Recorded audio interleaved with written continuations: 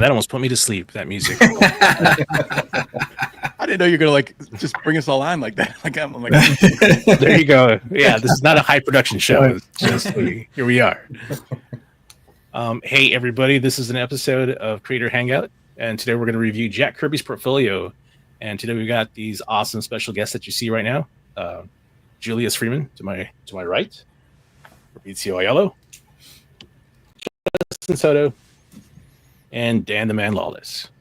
How you guys doing today? very good. How are you? Good. Great. Good. Just hanging in there, you know? Yeah. I was talking to Dan earlier in messages, and I don't want to ignore what happened yesterday because it's very important. But I also don't want to linger on it too long. That's not what this show is about. Shamble. But I do want to acknowledge it. How are you guys doing? Is there anything you guys want to share? Get off your chest. Yeah, it was just a very unfortunate thing that happened yesterday. For me, it was shocking, honestly, like really shocking. And granted, I wasn't the biggest Charlie Kirk fan. I wasn't a big fan of his approach, but there was a lot of good info he did provide.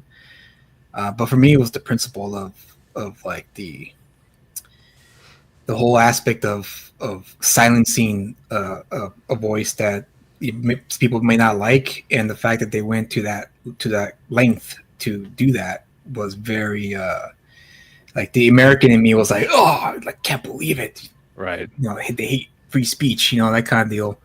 And again, like I wasn't a fan of Charlie Kirk, but I'm a huge supporter of the First Amendment, and everyone has a right to speak their mind, and it may not be something that's popular, but they have a right to do it, and that's something that really bugged me. Also, since I'm a family man too, I have 2 kids, it hit me in that way too, where I was like, man, like such a tragic event. It's unfortunate. Yeah. Mm-hmm. Want me to go? Fabrizio? Agreed. I mean, Agreed. I'm pretty extreme, so I try not to speak, because when I do... Yeah, understandable too, man. I get it. Yeah. I'll say, agreed, and all of the above, and yeah. I mean, you definitely look at things a little differently. You look at people a little differently. Mm-hmm. Yeah. So that was a big thing. We'll see how things like shake out.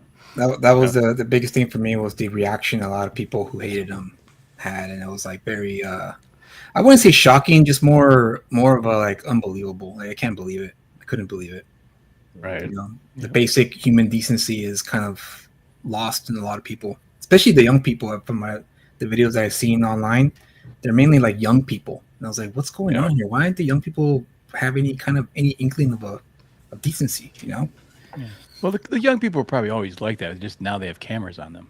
Right. Yeah. You know, they probably said a lot of stupid stuff. I mean, when you're young and stupid, you say young stuff, you know. I hear that. I mean, I was a huge Che Guevara fan when I was in college as a 19-year-old, and then when I started really looking into him, I was like, oh crap, you gotta scale it back a bit. He's not just a cool shirt. Yeah, exactly right. Yeah, just the whole thing is unfortunate. I'll tell you what, though, it doesn't surprise me.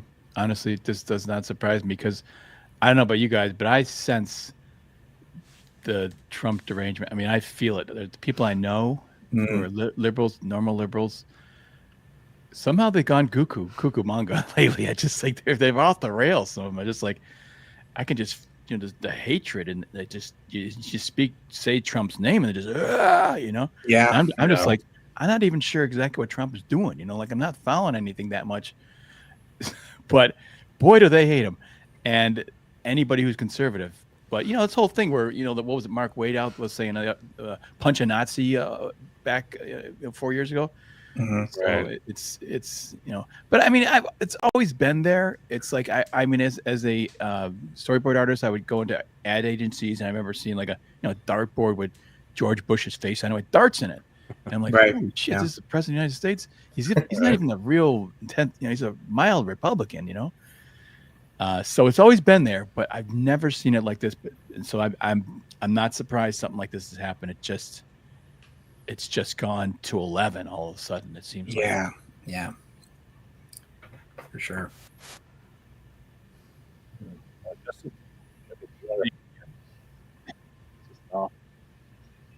I think sometimes too, like we people who got to start standing up. It's an attempt to silence people, and no matter what you're right or left, freedom of speech. If you don't protect it, you're going to lose it. If you lose it, you won't get it back. Yeah. 100%. Anyways, sorry to be downer, but No, It's a terrible situation, you know. It's something you can't It really is. get out of, you know. So it is a Yeah. heavy situation, and that's okay. It could Right. be a heavy situation, you know, serious. It's a serious thing. yeah. And it's definitely something you don't want to sweep under the rug and ignore. Mhm. You can't just pretend like it was nothing. Like Right. no. I think a lot of the times we don't take their hatred seriously. You know, we kind of laugh it off. Yeah. Especially when Trump won, there's so many streams of people, laughing at the hate from the other side, the Yeah. meltdowns. Yeah. And but I mean, there's something real there. There's something wrong there. Yeah, because I mean, it's always hard to look at a leftist and be afraid of them. They're like the least imposing, impressive people at every level. So Yeah. And it's just my conspiracy theory thinking, but whoever did this, I don't think was your typical leftist. The shot was pretty accurate. It seemed a little professional to me, yeah, but that's just me. Yeah, well, here's the thing: is you got security, right? Wouldn't the security be looking at the rooftops? I mean, just you're standing around, you're protecting Charlie Kirk. Wouldn't you kind of do a little scan? Rooftops, maybe. After Yeah, Trump. you would think, but I think maybe since it was a college campus, it maybe didn't come to mind. Maybe. That's my thinking. But you their know? security, that's their job. Yeah, no, absolutely. But I was talking to a friend of mine last night about it, and he brought up a good point. He's like, well, in all honesty, he wasn't really a politician or elected He wasn't. official. Yeah. Where the security measures wouldn't be as high as it would be if it was a congressman or a senator or even the president. So Right. it's like, okay, I mean that makes sense, And Right. he's like, so they probably did like a quick little, okay, let's see if there's any threats or anything, and then we'll make sure this is all set up. But I mean, yeah, you would think rooftops, but when you think college campus, the campus is such a symbol of like where the ideas are supposed to be out freely. You're supposed to share the ideas out there in that property in those all college campuses. But yeah, this changes the game for sure, especially for any talks in college campuses. Yeah. Yeah, you got to start looking at rooftops, for goodness sake. Yeah, I think that's what's going to start happening going I'm just forward. afraid that people will shut up, be afraid. That's the only thing. Yeah, I think hopefully not. Hopefully this causes people to actually speak a little louder. Because, I think I'm hoping that too. Yeah. Yeah, because like I said, like I wasn't a big fan of Charlie Kirk's work, but the fact that he still went out there and did it anyway, that's very inspiring for a lot. Well, he emphasized dialogue. Let's debate. Exactly. Debate is important. Mhm. Yeah. I was listening to Patrick Bet-David a little bit yesterday after it happened, and he mentioned how Charlie had kind of inspired like 5 million followers of his movement. So I mean, there's no doubt that someone's going to step in. Oh yeah, I wouldn't take up doubt. Reins. They think they assassinated him, but really they martyred him. And yeah, they may have done more. They may have unleashed the yes, the lion, so to speak. Yeah, you turn him into a cause. Yeah, that's usually how it goes. As history's proven time and time again. Well, a lot, even Charlie himself, a lot of us have been kind of saying, "Hey, this is not good. There's something's bad's going to happen here." And Trump, I thought, would wake people up. That didn't. Right. Yeah. But I think this one is different because he wasn't, as you say, a politician. He was an actual, just a free speech person. Yeah. All right. Well, let's move on to a lighter subject. Yeah. I don't know how you transition, but let's just transition. I don't either. Well, today's 9/11. Yeah. Oh my God. Today's 9/11. Birthday, that Ben. topic, yeah. By that, I mean it's my birthday. Yeah. Okay. You know what? Actually, there is a transition though because of that person Gretchen who was, was a DC writer who just got Oh, canned right, for right. what he said. So there is a connection to the comic books and cancelization. I don't know if you guys have experienced cancelization, but it's pretty awful, and Yeah. so it's and that's what I'm talking about, this rhetoric. I remember when Trump first got elected there, and wasn't there some DC editor said we got to find out who voted for this guy and get rid of him, kind of thing. Yeah. Yeah. I don't know who it was, but yeah, I remember that too. I remember reading about that. So, and I can imagine that generally the entire staff is probably leaning left, and not sympathetic to Trump or Trump supporters. And if that's it, if you're going for a job and you take two skilled people and one is the Biden and one's Trump, you got to probably go with the Biden, Yeah. if you're left wing, so. What's up, Can't help Operation Comics? Yeah, so it's just it stinks, but that's that's the story. That's the reason I'm independent. That's why maybe you guys are too. I don't know, but No, I am. I'm very. I try to be centered as possible, but of course you can't do that nowadays. You can't be centered anymore. You gotta lean somewhere. You gotta lean somewhere. you should be able to. What's going on, Dr. Mask? Because there's all issues. I may be conservative on this and more liberal on that. Exactly. Right. And that's the thing that's been lost. It's like the nuance. It's like you're either one camp or the other. It's nonsense. Yeah, I think what happened is that a lot of people made their political ideology their center of living, and it becomes almost like a religion for them. Oh yeah. As opposed to just being an ideology that you just, I follow this, but it changes, because it's a thinking man's thing. It's not it's not a way of life, and I think that's what a lot of people did it. They made it into a way of life, and as we know, when that they happens, often have the absence of a religion too. They don't have any belief, right. So this is what they substitute. Yeah. Yep, and then they become a bit more radicalized for it. They support it, defend it with. So Kirby was Speaking of radicalized ideas, Jack Kirby. You would be a right wing. That was amazing. Yep, that's probably what it would be. Yeah. Kirby was a war hero. How about that? He was a war hero. Was he in the war? And some of the images that I'm going to show today, like you're going to see some of the artwork he did while he was at war. Oh, nice. Oh, cool. Yeah, he drew his misses on there. Let's see here. We got Crenshaw. What's up? Hey, what's up, Crenshaw? Oh, Crenshaw. He drew his misses. Are they like naked images? Like that's the thing I pulled with my current wife when I was in school. Yeah. I need a model. Right. Yeah. So I have like dozens and dozens and dozens of drawings of my wife naked from college. Oh gosh. Will you be my model for eternity? Here's the ring. At least you found out you were like a math major.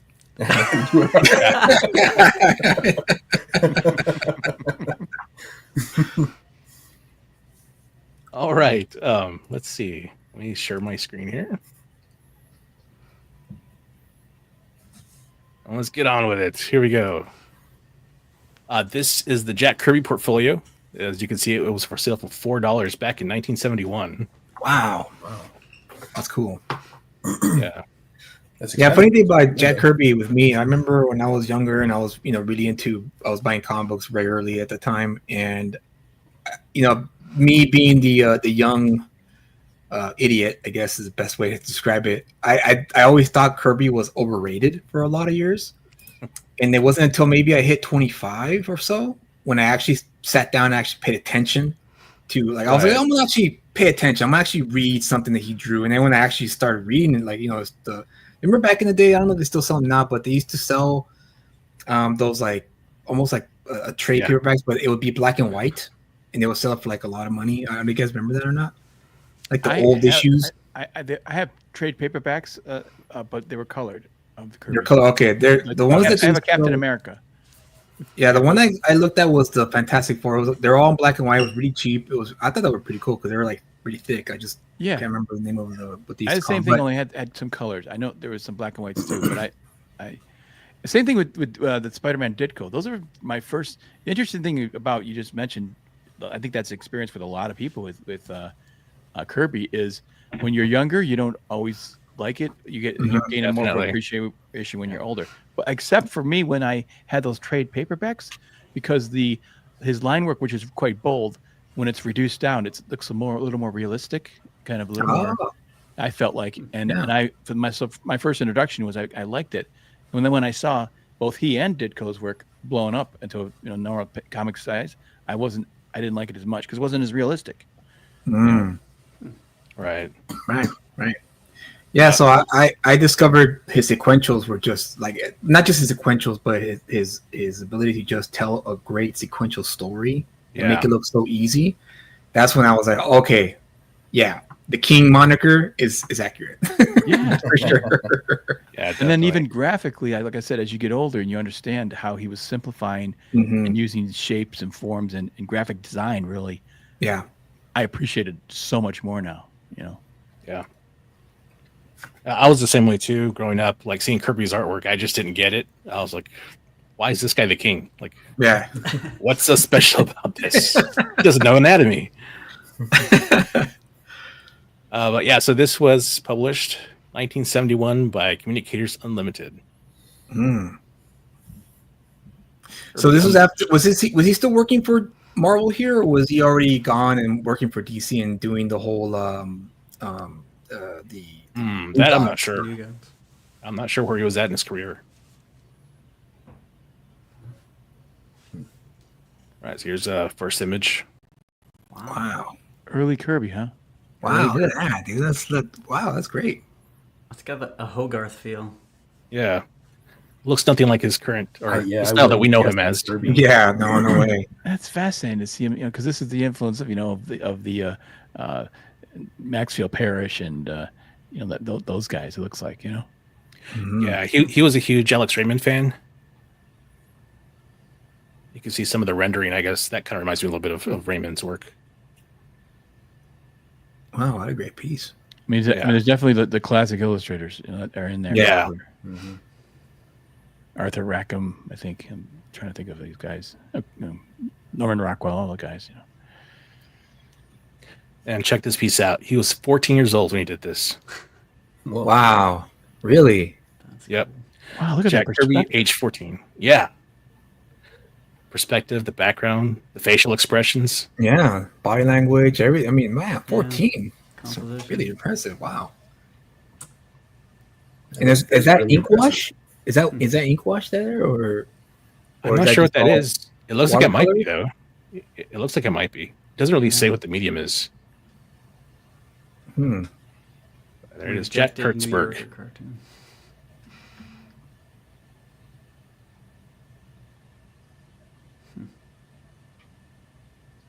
Yeah, so much, but yet simple at the same time. A lot Right. going on, but simple. Ha, nice. Yeah. And here's some work he did when he was 18 years old. He was an in-betweener for Max Fleischer's Popeye. Oh, okay. All right. Oh, wow. So he worked for Max Fleischer Studios for a while, huh? Yeah, he went to, or he was going to go to art school to Pratt, I believe it was, and he had to drop out to help his parents, make ends meet. So he got a job as an in-betweener.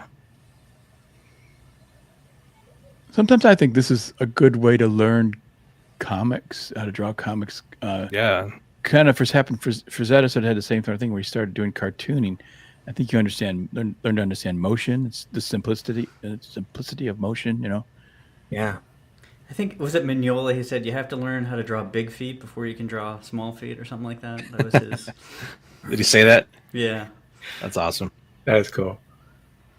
Yeah, this is another 14-year-old piece, or a piece he did when he was 14 years old. I like that. That's good. Wow, I had no idea he started so young. Yeah.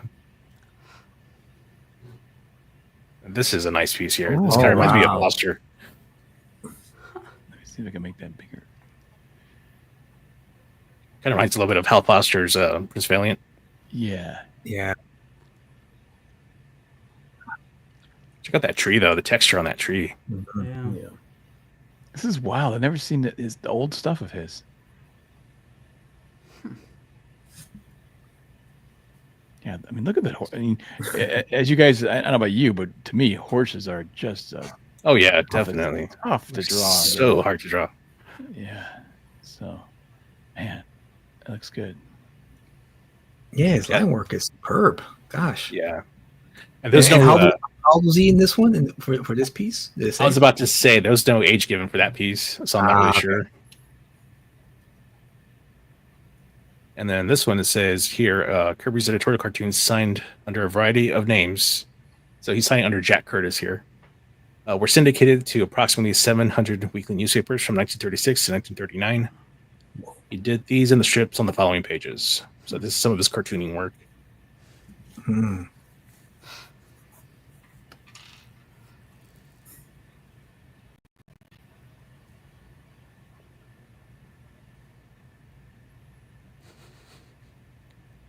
I'm just amazed at the versatility of his style. Like seeing that previous image, Yeah. and then seeing this. Yep. Yeah, both illustrative and cartoony. Yeah.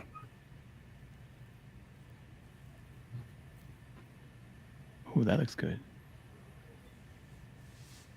So here's the thing I was thinking about the other day, where Kirby's got that style, that simplistic style, but that's because he had to crank out so much stuff.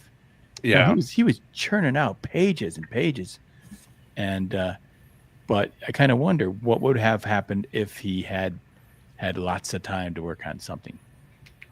Yeah. Probably more like this. Yeah. Blowing my mind.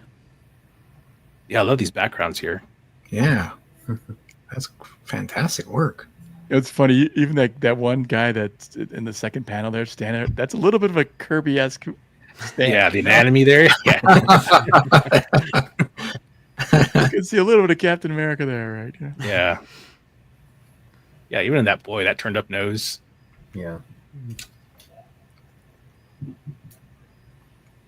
The Black Buccaneer.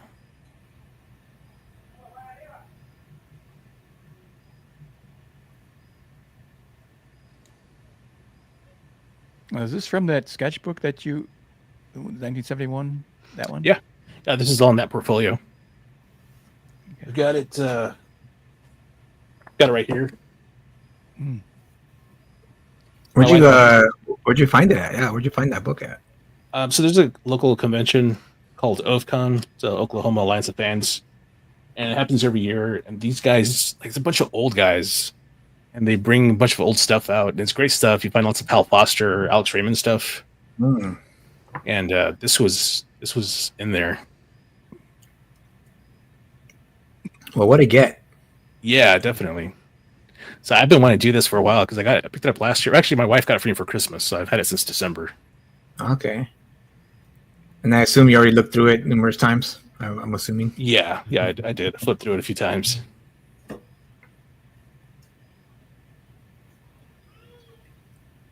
There's Socko the dog, and this time he's signing. Yeah, he's signing under Teddy, the name Teddy. Which I never realized that Jack Kirby had, different aliases that he would sign under.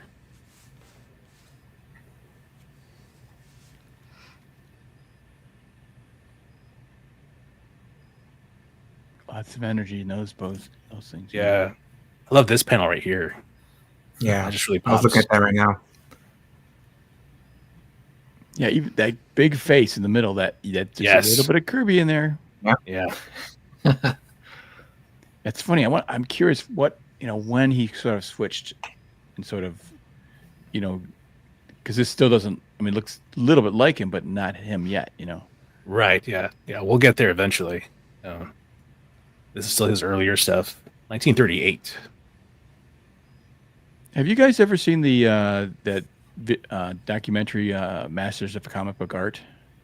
And it has an interview with a lot of different artists of Neil Adams and Mobius and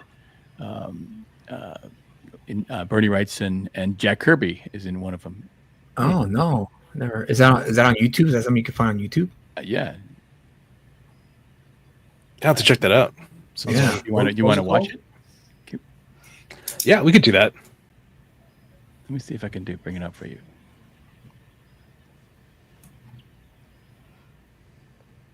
Here's Cyclone Burke, and he's signing under Bob Brown on this one. And I'm assuming he's- Does the book explain why he used so many pseudonyms? It doesn't say why. No, just I'm curious to know why. I'm curious to know why he would keep changing his name around. Yeah, I don't know. So he's writing all these, you know. It seems like whenever the Jack and Stan like argument starts, it's like we don't know that Jack was apparently writing like these strips for how long. Right. Yeah, exactly. Yeah, when I did my deep dive into that story too, because of course I want to know. Okay, let's see who did do what. And yeah, the more you look into it, the more you find out that Jack Kirby did do a lot of the heavy lifting during the Yeah. Let me catch up on the comments here real quick, and then I'll check out that video, Dan. 14, how depressing. I was drawing crappy versions of Garfield at that age. Yeah. I can say I like Kirby's older stuff, you know, when he was in his teens. There you go. Great looking horse. Yeah, that horse was nice. Yeah, nice silhouette panel. Yep. Definitely was. All right. Let me see what you got here, Dan. Oh, I got to take out the other one. Let me see here. We'll see if the audio plays. Hopefully it does. Let me know.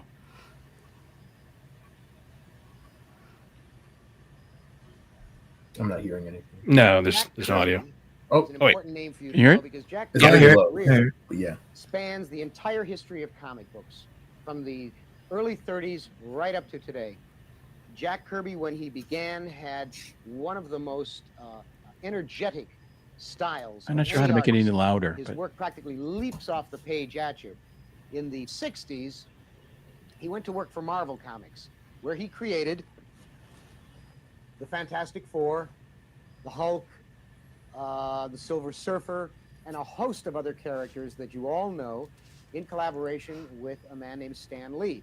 This was the basis of the new Marvel House of Ideas, and it again revolutionized comics.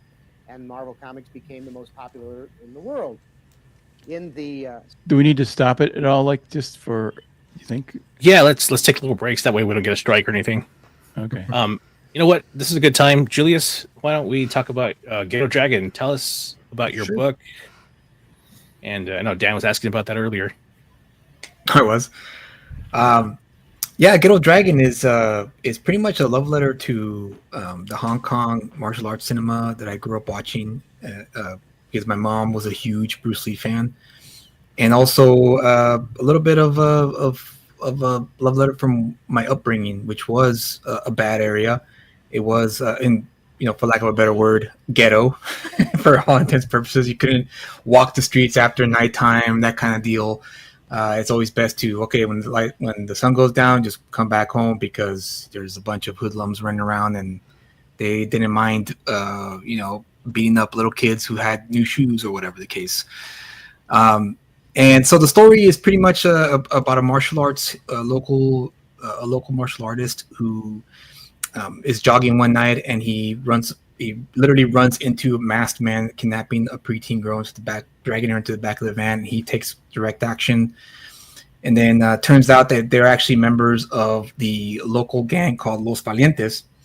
And then a deadly game of tit for tat occurs after that, where he does one thing to them, and then they retaliate, and then he retaliates back, and it escalates to eventually a tragic ending. And so what happens with the main story is pretty much after they attack his family, he conducts and develops his own covert operation to spy on the gang, to find out what their weaknesses are, and also find out all their secrets. That way he could find a better way to take them down as opposed to doing it with his fist and his martial arts.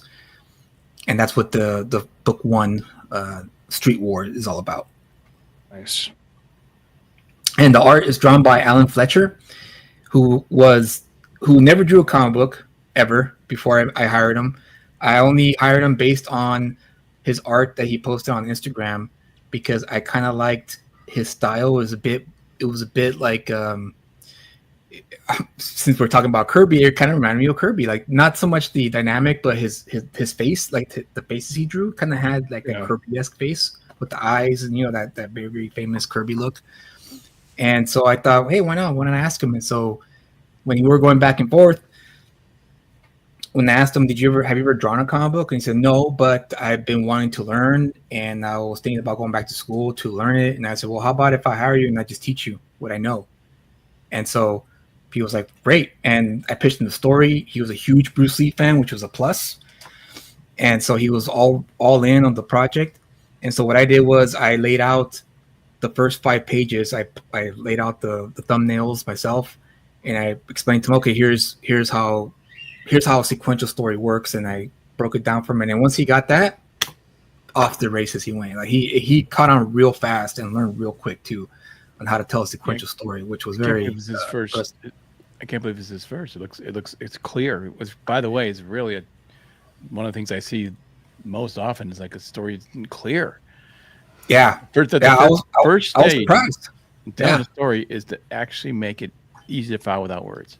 Exactly, and that was the first rule I taught him. I say the first rule is you have to tell a story without the word balloons, and if they could follow it without the word balloons, then you're doing a good job.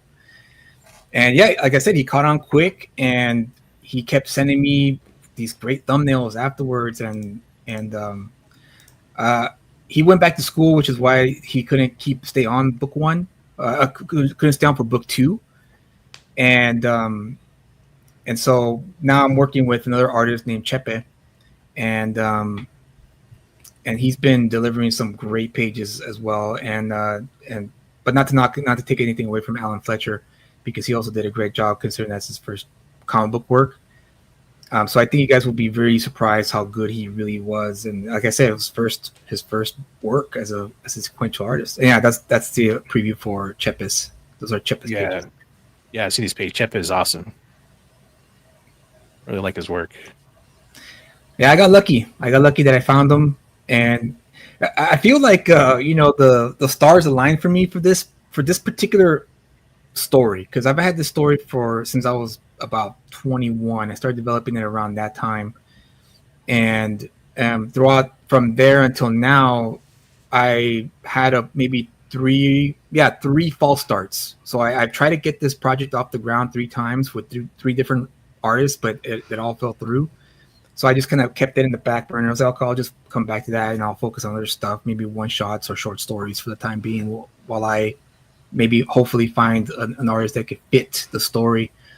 And so Chepe, when I got a hold of Chepe, I was looking for an artist to take over from Alan. And again, like I said, the stars must have aligned for me, because he also was a huge Bruce Lee fan. So he was like, I'm all in, let's go for it. And so nice. Here's he's about 80% done, or no, I'm sorry, 85% done of the pencils. So nice. This campaign is to help fund the completion of book 2, but book 1 is complete, it's done, fully lettered, colored. I just have to send it to printers and fulfill it by November of this year. Very good. All right. This looks really good too. This is really, get out there and back it, people. Yeah, thank you. Yeah, do it. Get out there. It's so simple. 2-3 tiers. The first tier is $25, and that's a flat rate. There is no shipping. It's in there in that price point, and it's just the 70+ pages. And when I add some extra stuff in the back of the book, and it's just that one book. The second tier is a wraparound foil cover, which is drawn by Afu Chan, and nice. And that's the brown belt tier, and the previous tier is the white belt tier, and the third tier is the black belt tier, which is both the foil cover, the regular book, and the third is the 40+ page graphite edition of book 2, which is titled A Fistful of Glory. Wow, a lot of stuff, man. A lot of stuff. So if you want all the whole package, I recommend the black belt, because you'll get all 3 books. And this is a print run that's only going to be available on Kickstarter. After the campaign closes, if I do reach the goal, it will go on print on demand. I have a few options that I'm looking at, and I'm going to sell it as a manga size cut version of the story. So that way, a little digest size. Yeah, a little digest size. So it could be the price point can be a little cheaper. So if you want the high quality stuff, back it here, so that way you can have the American sized comic book cut with the with all the bells and whistles. Very cool. There it is, Ghetto Dragon. Everybody, go check it out. All right, now back to the show. Now, word from our sponsors. Yeah, that was cool. 70s, he worked for another comic house, DC, and created the Fourth World, Kirby's Fourth World. There were 3 comics, The Forever People, The New Gods, and Mr. Miracle. And in this triumvirate of comics, he created a whole new universe of characters with a lifestyle and with a philosophy that was his alone. I see that story first. I feel that story first. I know those people first. When I put them down, they've already lived.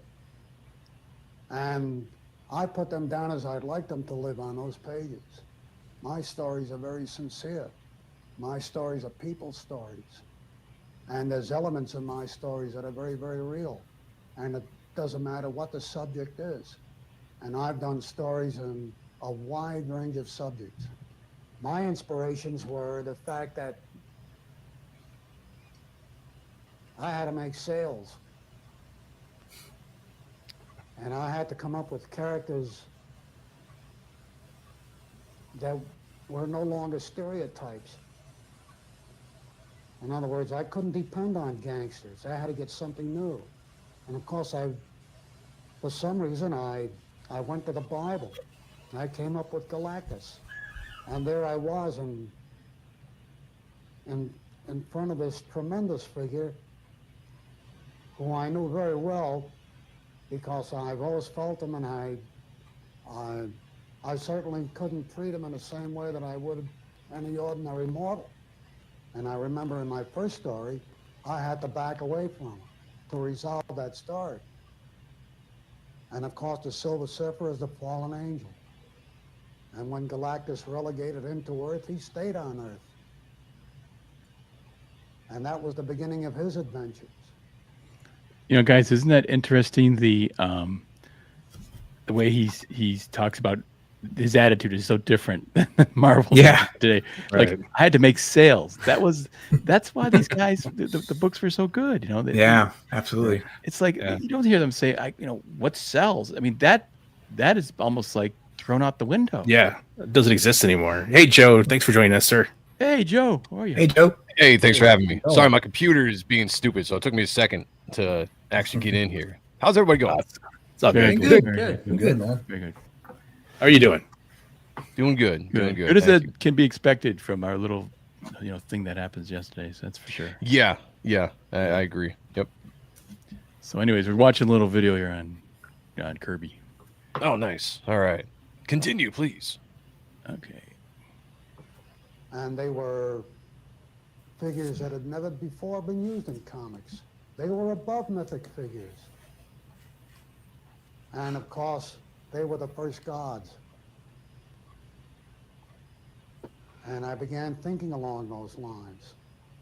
And the new gods evolved from those lines. And I began to ask myself, everybody else had their gods, what are ours? What is the shape of our society in the form of myth and legend? Who are our gods? Who are our evil gods? And who are our good ones? And I tried to resolve them in the new gods. And I came up with some very, very interesting characters and very good sales, which satisfied me immensely. Now, I didn't resolve the questions. I'm a guy who lives with a lot of questions. I say, what's out there? And I try to resolve that. And I never can. I don't think anybody can. Who's got the answers? I sure would like to hear the ultimate one, but I haven't yet. And so I live with a lot of questions. And I find that entertaining. And if my life were to win tomorrow, it would be fulfilled in that manner. Isn't that interesting to hear his philosophy, though? Yeah, definitely. Yeah. And you can tell. Bravo. This is a guy who has a foundation, and because you think, okay, he's doing these great works, but what's in him that's bringing this stuff out, and that's it. That solid foundation. He has an open mind. I mean, it's pretty cool stuff, really, when you think about it. I really like him. I mean, that was No, great. a lot of it makes a lot of sense. I mean, he had, I think, with a lot of indie creators can take from him is that, you know, he's not only thinking about story and the art, but he's also thinking about sales. He's thinking about, because he understands that if low sales means no work, and more sales means more work. And I think that's a lot of things. That's a philosophy that I think a lot of indie creators should start utilizing more going forward. Is not so much what story sells, more what can I do to stand out in this oversaturated marketplace that we're currently in right now. Well, isn't that interesting though? He says I had to make sales. So what did I do? I went to the core. I went to what he believes. Yeah. What's his beliefs? What's our society looking like? And that's where he, you know, came up with this wonderful stuff. It's because it's just, it's in him. This has those characters have souls, man. They just, you know, you guys ever create something, you know, you know the difference between a piece of shit and something that's good. Like I'll draw something and go, man, that one that's just singing, you know, that one's singing. It's just right on, you know. Yeah. You know, it's when you're telling a story, it's easy just to write any story and tell that, you know, but it makes a lot of sense when you hear Kirby talk. The things that resonate with people are when you are writing something with passion because it's something that you truly believe, or you've established it based on your beliefs in some way, and you've been able to work that into the story. There is realism that comes through in the storytelling with that. And I think people can latch on to that, as opposed to just like, I can write any story about a crime fighter wearing masks that sulks around the dark streets of New York City and takes out robbers, you know? But then you make a book about a character that's got depth based on what do you believe? What are your ideals? What was it that you pour into the character? And it makes perfect sense and why a lot of these stories have, you know, characters and stories have stood the test of time, because that is what it is. And we don't get that a lot, at least in the mainstream, I feel. No, not anymore. Like, to Dan's point, like, the mainstream has pretty much abandoned that line of thinking. Yeah. Oh yeah. For sure. Like, sales like don't even matter anymore. It's just about the agenda. That's 100%. Which is why we are where we're at now with the industry. You know, and that's what sucks. You know, like when I run shows out and stuff with my co-host John Aaron, you know, we try to talk about comics and we try to do some comic reviews and stuff, and we try to venture into the DCs and the Marvels when I was supporting DC, and just latch on to stuff and be like, because, you know, I love comics. I've loved it since I was a kid, and I want to support comics. I want comics to be great again at some point. I doubt that would ever happen, but I still have a passion for it, and I wanted to find something good. And so you can find books here or there, but the majority of the stuff that we look at, we take a pulse. What are people talking about right now that are collecting books in the mainstream? Let's go check it out. Let's buy a book. Let's read it. Let's review it. And almost every time that we did that, it was just like, it just fell short. You know, like maybe we could find some things here or there with the art or something, but it just, the story itself just fell short, and it didn't have any substance behind it. And like, you know, who's writing this and what are you writing it for? Who are you writing it for? Right.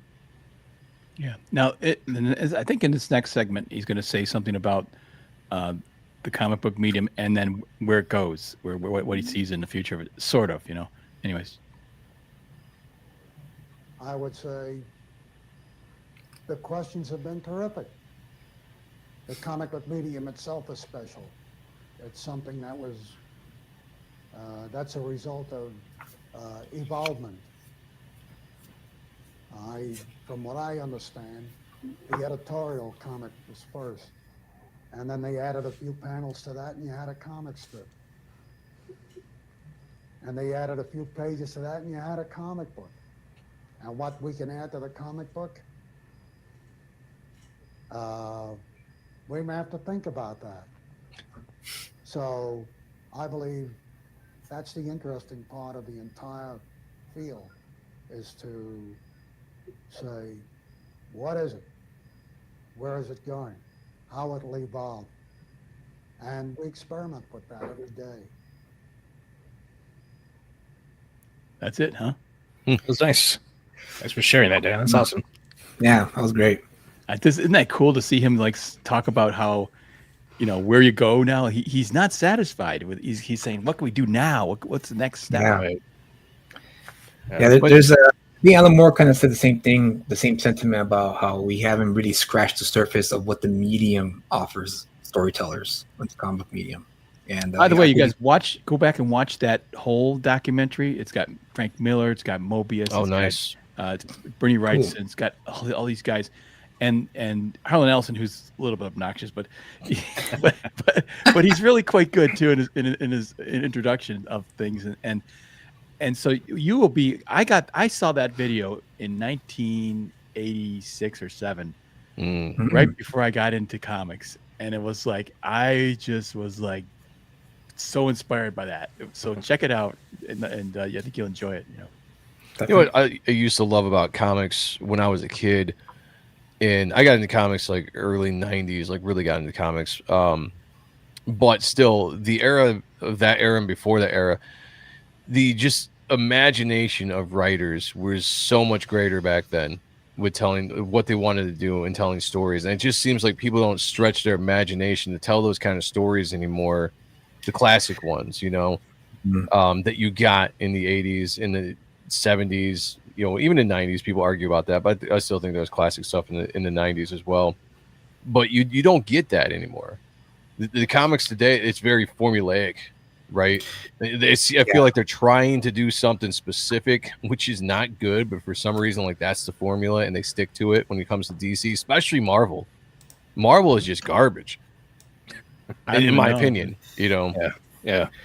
Yeah, I think a lot of writers. Well, I mean, the writers back then they were set on, okay, I'm writing for this medium, so I'm going to write stories specific to this medium. But writers today are mainly, well, I want a Netflix pitch. I want a Netflix. Yeah. Pitch.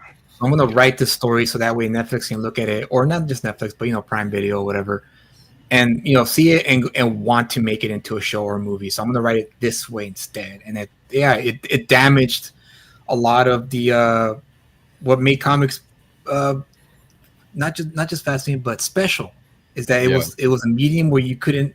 All you needed was a good artist to work with you, and you could pretty much go all out imagination wise. Yeah, and with an unlimited special effects budget. Exactly. Yeah. Exactly. Yeah. Well, it's telling that Kirby's like, for inspiration, he goes to the Bible.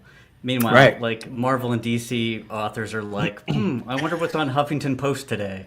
Dude, that is a great, Very true. Absolutely great point. It's because I know he was a religious man with a lot of stuff, and I missed most of that interview with him, but just stuff I know and read of Kirby, and you can get a lot of creativity through that with just the Bible alone, let alone other ancient scriptures of whatever, and I think even with me, with my book, a lot of stuff that I got kind of was inspired by biblical texts. I'm a Christian background, and there's so many things within the theology of Christianity or any religion that you want to jump into that is just so interesting. It really makes your mind think about certain things, and you just see a story kind of formulate just based on the stuff that is already presented to you. And I think it makes so much better, more in-depth storytelling than, like you said, that what people that are focused on stuff today and they want to infuse that into comics, it just is boring. It falls flat. Yeah.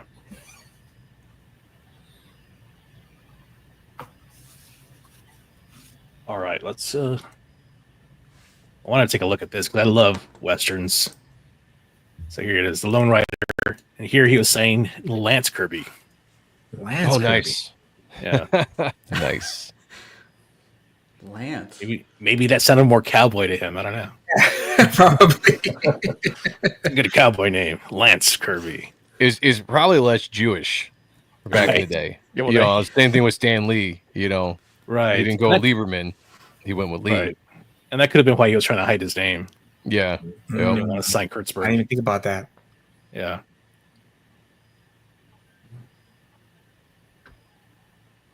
And here's signing Kurt Davis. Davis. Wow. I never knew that was an alias of his. Yeah, he's got like 8 or 9 aliases. Yeah, that he's have had about like 8 or here. 9 so far. Oh shit! Yeah, Yeah. I did not know that. That'd be kind of fun, actually, to to have an alias. Right? Yeah. You just go nuts with something. You're like, Yeah, I'll just change the art style for this one. I'll name myself this. Right. Yeah. What year was this? What year was this? Let's see if it says. I'm not seeing it. Most of these have been from the 30s and 40s. Okay. I would say Yeah. this had to have been before he was doing like, you know, big stuff at Marvel, at least way before the Fantastic Four. Oh, yeah. Yeah. The hell's not developed yet here. Yeah. I think the last. Let me go back to the last one. Last one was. The year's not here. Hmm. Yeah, no, it's not there. This is a good scan of whoever put this up here. Thanks. Oh, is this your stuff? Yeah, it's mine. Oh, no shit. Okay. Nice. Did you Yeah, actually it was, scan the book? Yeah, I've got the book right here. Yeah, I'm just saying you actually opened that up and scanned it. Oh, okay. Yeah, Gotcha. yeah. All right. Because I'd be Nice. afraid to wreck it. It's Yeah. already. No, seriously.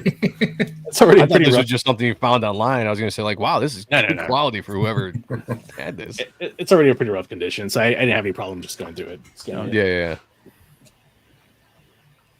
Yeah. I still have my How to Draw Comics to Marvel Way book that I acquired in like 1982 Oh, wow. or 3. Oh, And nice. it's all like it's just paper. It's just a pad of paper now. I've still got mine from the 90s, I think. I don't have my original one. I had to go back and rebuy it because my original one I had when I was younger, I don't know what happened to that over the years, but it didn't survive. It's interesting seeing this style. So this was still like 1940. Here we go. okay, 1940. So this was still in was this in a magazine or a newspaper? I imagine newspaper because it's all Yeah. done in that format. For That's like, what I was yeah. going to say. Like yeah, it's very comic strip Yeah. format. Is this the same Blue Beetle from Charlton Comics, or is this something like a Oh. pulp? Kind of looks like the Phantom. Yeah. Yeah, that's Phantom. I would say that's interesting for.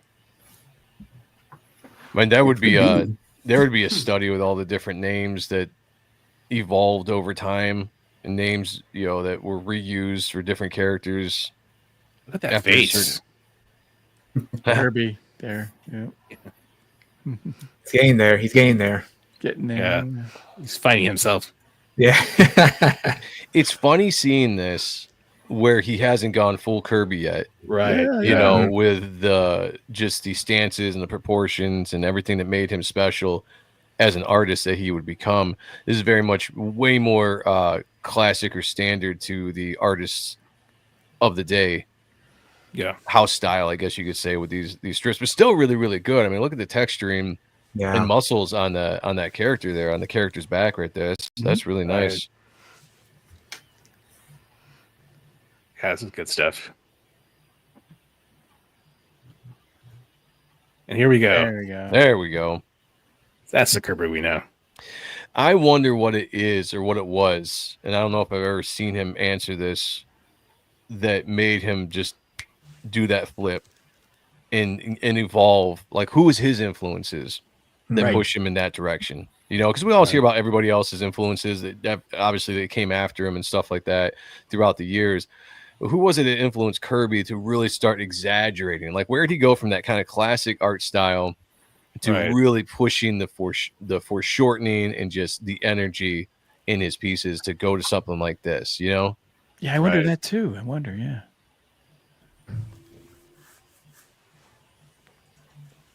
Here he is with Joe Simon. Oh yeah, look at those young men there. Yeah. The world is their oyster. Yeah. Oh, look at that. Is that a Superman sketch over there? Whoa. Behind him? Sorry. Page jumped on me. Give me a second. Yeah, Yeah, it looks like it is. As a reference, it's probably a reference point they're using. Yeah. Oh yeah, look at that. Yeah, Yeah. Wow. nice. They're probably studying. Okay, they draw him like this, so our characters Right. kind of have be the same way, And what are they looking at? What are they? What's on the table? Yeah, what are they drawing? Newsboy, Legion, and the Boy Guardian. Commando. Oh, Oh, Boy Commandos. They're Oh, going okay. commando. We didn't know that about Jack. Eh. Now we do. Crenshaw said, "Were his hands so blocky in his earlier stuff?" I don't think so. Like I said, he made a stylistic change, Right. and I'm kind of curious on why that was, because I've only really known and seen Kirby's stuff from when he got popular. I've never really Right. done deep dives and seen some of the stuff that you're showing here, which is really interesting. So it just it made me think, like, who was it, artists around that time that may have been an influence that really pushed him in that direction? I'd be really curious to know. Yeah, I'm trying to remember where I saw it, but they did talk about Alex Raymond being like an influence of his. Okay. Yeah, because to go from something like, go ahead. Here it is. Okay, yeah. So Jack Kirby was then the student without an official teacher. He learned from anyone who had something to offer, adopting the virtues and making them his own. An early source of his art inspiration, for example, was Alex Raymond's Flash Gordon newspaper strip. Splendidly illustrated, it has served as the model for a majority of today's panel artists. Some of them have adopted its techniques with little reservations, and others, like Kirby, now boast very little of then important Raymond influence. Okay. He learned techniques, not styles. There you go. And then went on to make them his own. Well, that's, it's good. Something I never did. I just kind of developed. I said this the other day when we were all drawing the cartoon strip characters, Dan, on the Kings, and I was just like, I can't do the cartoony style. I never practiced drawing any other style than the stuff I like to draw, and so I'm very limited in my particular style. I'm sure I could figure it out, if I tried, but but going to stuff like this, what was it that gave Jack? Because when Jack got on the scene and started doing stuff like this, I don't know, because I wasn't from this era, obviously, but I don't know who else was doing anything like this at the time. But he had to be influenced by somebody to make that big of a change to where you're just like, I am bending these characters and showing so much force and motion in my swings and taking the human anatomy, and I am just breaking the rules to give this energy and impact. Like, it had to come from somewhere. And I'm just, for some reason right now, it's bothering me. Like, I want an answer. I know. I want an answer now. By the way, look at isn't this cool to see the pencils? I mean, it's got awesome. even more life when it, I always felt like even when in any comics, when you put that ink on, sometimes it kind of looks sharper, cleaner, but man, there's nothing like the first stroke on the pencil, that first, the movement, it creates movement, Yeah, sometimes you lose some stuff. And I have to say, I don't see a lot of Jack's pencils. I see a lot of the finished work that we all see that's famous. I don't think I've personally seen a lot of stuff like this, which is just a pencil work. I love this. Yeah. It's crazy. I love the exaggerated searching lines. Yeah. Yes. Like, to me, that's like and everybody learned from that. And they modified it and did their own version of it years to come. And people aped other people when it came to just seeing what people did and made it cool.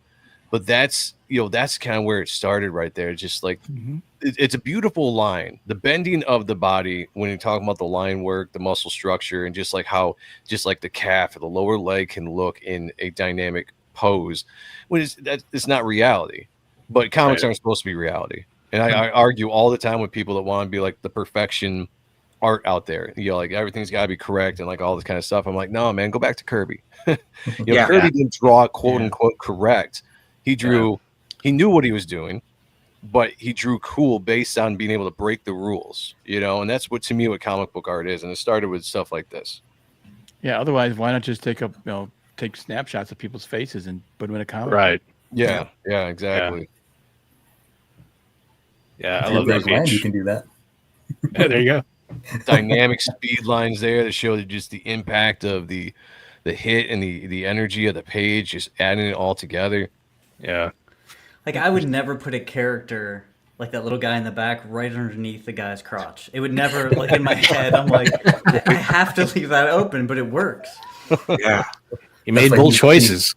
Yeah. That's right. That's why he's the king. He also made it look easy too. Yeah. Doesn't look particularly happy to be there, so. He's like, wait, don't take that picture yet. Not while I'm here. Alex Raymond was pretty realistic. He was, but even in some of Alex's earlier stuff, you can see a little bit of cartooniness to it. I think his style tightened up when he got into Rip Kirby, moved away from Flash Gordon. Not unlike Frank Miller, fully leaning into his stylized work. Yeah. Yeah. Which is interesting because I wasn't a big fan. Look at some of Miller's old Marvel stuff, Wolverine, Daredevil. It's really, really good. The stylistic Miller stuff is not necessarily my favorite, although I love Sin City because I just love the black and white contrast, just what he did with that series. But it is interesting, right? When an artist decides to, like, whatever I'm doing right now, that's not really me.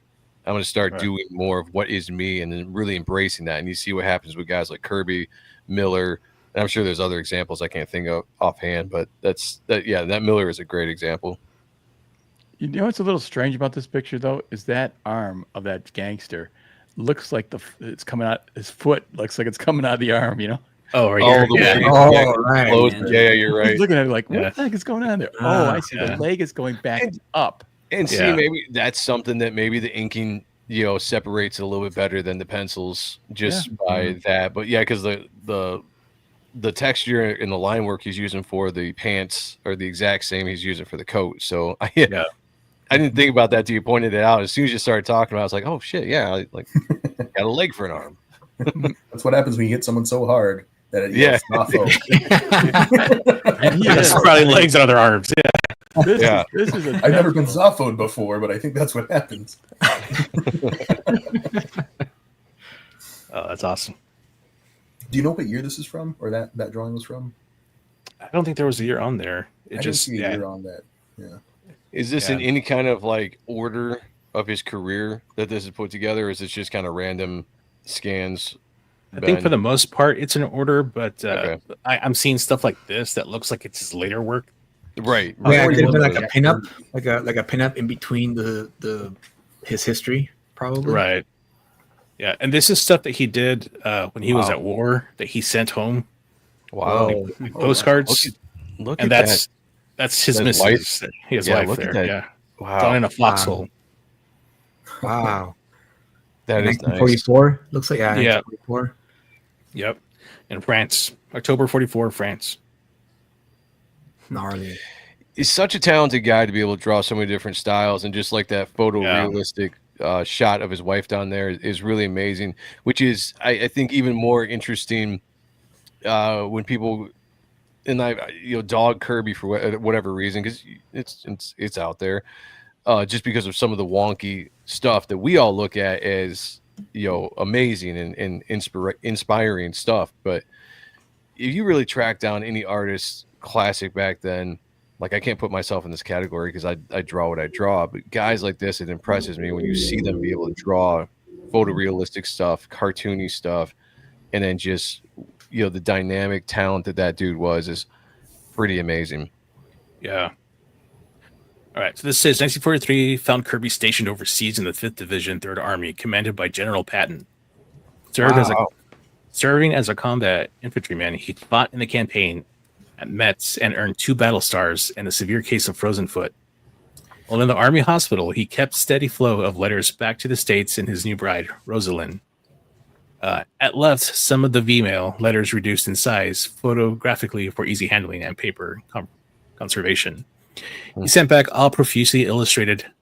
Above a sketch done while on the move. Below, a drawing of Mrs. Kirby done from memory on the back of a piece of German stationery picked up off a dead enemy soldier. Wow. What? Whoa, that's crazy. Gotta That's find a paper lot. where you can find it, right? That dude was a Metal and Chad. romantic. On the opposite page, a charcoal sketch done on the scene in a German bunker. In 1945, he returned to America, reteamed with Joe Simon to work with the newly formed Harvey Comics Company. That's crazy that was by memory. Yeah. Look at the book he's looking at, though. Do you see the middle panel? Oh, hey, Look at he's his got needs. Nice. It's like the best He's made- got something coming off. Him. I don't know Yeah. what that is. That's what inspired the Kirby Crackle. Mhm. Oh man, figured out the source. Yeah. Wow, look at this. Oh, that's nice. That's Okay, really so this nice. is that charcoal piece. Yeah, that is nice.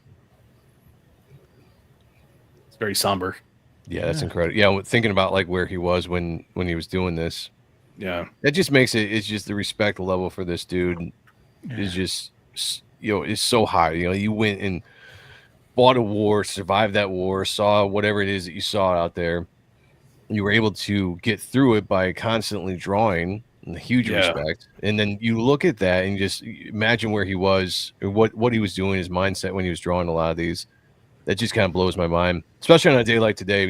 When we look back on 9/11, we Yeah. just think of what some of these men and women went through in their lives. Like it's really kind of, I'm in a weird mindset over the last couple of days because of all the stuff that's happened. So just seeing stuff like this it really makes me think of what he was going through when he did this. It's just it has more impact, I guess. I don't know. No, definitely. And this is for those people out there who say, I don't have time to draw. This guy was at war. He had time to draw. Man, look at the detail on his coat sleeve there. Like that is just that is so good. It's actually just a beautiful drawing. Yeah, it is. That is gorgeous. Yeah. Very powerful too. Mm-hmm. Yeah.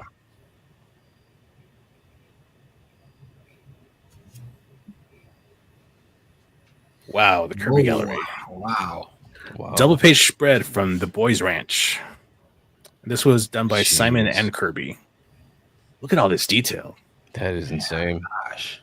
Wow. Did Joe Simon ink this, or was it the other way around? I'm just That's kind of what it seems like. I don't know. Simon it looked like Kirby might have inked it. Well, Kirby's last. I mean, usually that means That's true. the inker. Mm-hmm. Right. But who knows? You know, it might have been different back then. I don't know. Wow. It's still a beautiful piece, though. Amazing. Yeah. It really is. Absolutely amazing. There's a lot going on in this piece. It's so complex. Yeah. What's amazing is it doesn't get muddy. You know, nothing gets really lost. It's not unclear. Everything's still visually pleasing. There's good spacing between the scenes, you know, foreground, midground, background. There's some good spacing. So you're right. You don't get things don't overlap. So you got a second to see the stagecoach and then kind of take your eyes and look at the cowboys riding in the other direction, then go to the background. You see what's going on there. And then you come back to the detail in the foreground. You see the dude standing with his gun, the dude sitting on the barrel. I mean, it's just, it's you really can kind of go around this entire page and not get confused or lost. And it's just, wow, it's well done. And certainly not bored. Right, yeah. A lot of life in it. Z composition with like the white that they're using. Yes, yeah. You could almost like this, and then down with the back down. this angle, and then back this way. Mm-hmm. Yeah, that's awesome. See if this says anything about it. No, I'm not really seeing any information on the piece, but that is beautiful. Mm-hmm. Yeah. Well, let's pause for another commercial break. Fabrizio, you got anything to talk about? Sure. Harace H. Hoover. Do you want me to pull up my site, or? Yeah, go ahead and pull it up. Can you do that? All right, no, 1 second.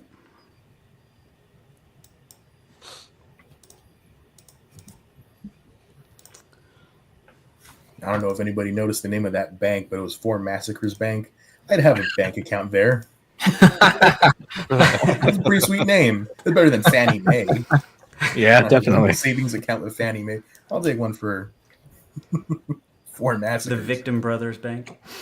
So this is Harace H. Hoover. I write, draw, ink, color, letter, the whole kit and caboodle for this. I'm currently working on issue 4.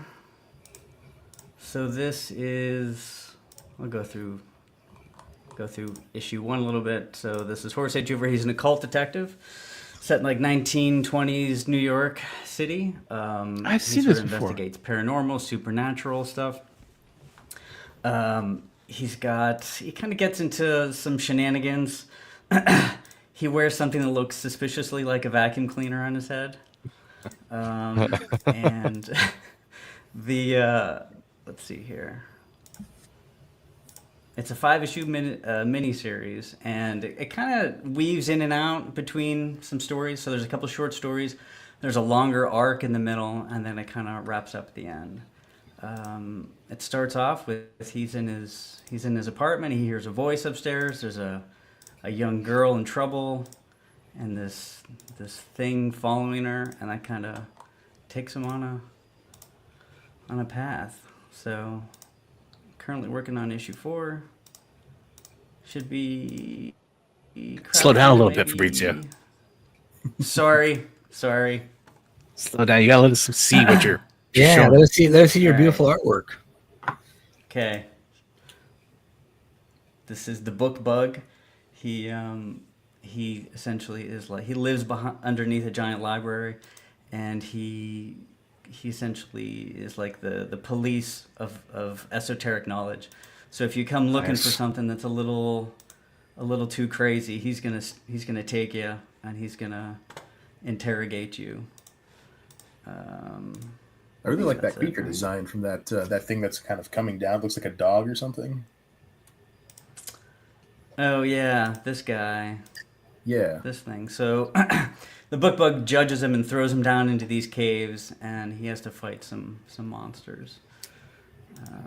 But yeah, it sort of has everything I love, like occult stuff, supernatural, Vacuum cleaners. Humor. Vacuum cleaners. Yeah. Vintage vacuum cleaners. Yeah, that's it. So issue 4 will be out in October sometime. Awesome, I love man. the classic look of the comics. This is the kind of comics I grew up with, and I love it. The bright colors, you know, primary colors, secondary colors, and it just pops. Yeah, no, yeah, I use a limited palette. I just took the old DC's whatever 75 color limited palette, and I stick to that for all the issues. That works. It works. Looks nice. Thank you. Looks really Just gotta slow down, man. Next time, just gotta slow down. It's like, look at this, guys. Click, click, click, click, click, click, click. I see that. So you know what? Oh, you don't. A flip book. He's trying to give it that cinematic feel. Right. It's like the fastest PowerPoint presentation ever. And they're all for sale. All the issues are for sale on your site. Your website. Yeah, so that was the store. Issues 1 through 3 are for sale. I have a resin model kit, digital, and paper currently. So pick them up. Nice. Awesome. Yeah, the link is in the description. I actually put the link in the description this time. Hey. Unlike last time. Joe, would you like to talk about your campaigns you got going on? Yeah, so I do a book called Reaper Destroyer. I guess I could present screen share here for a second if my computer works with me. Let me see. I can share the right thing. Reaper Destroyer issue 2 is what I am doing right now. So my book is, if you guys, so everything starts with the Kirby stuff, which we're looking at, and it evolves. You know, my stuff comes a little bit more from my influences growing up, which would have been the late 80s, early 90s, throughout the 90s and everything. I always loved the anti-hero aspect of books. I dabble with the supernatural, especially with my religious beliefs. But this is my character, Reaper Destroyer, basically a story of a man who is imprisoned in a supernatural suit of armor inhabited by the ancient spirit of death, and they are thrust into this game of life and death with biblical proportions with the ruling elites of the world. It just happens to be immortals that have been controlling since the beginning of time. It's a very, very fun book. Lots of world building in it. I did issue 1. It was a very successful campaign in 2022 when I launched it. Finally finished it, got it out. This one's going to come out a lot faster than issue 1 did. But, you know, issue 1s are important, and they're also a pain in the ass to do, to establish the character, establish your world, and everything in it. So I've got some great talented on this. Brett Booth, I know a lot of people know this name. Brett Booth, he's a current artist for Spawn, but done so much more.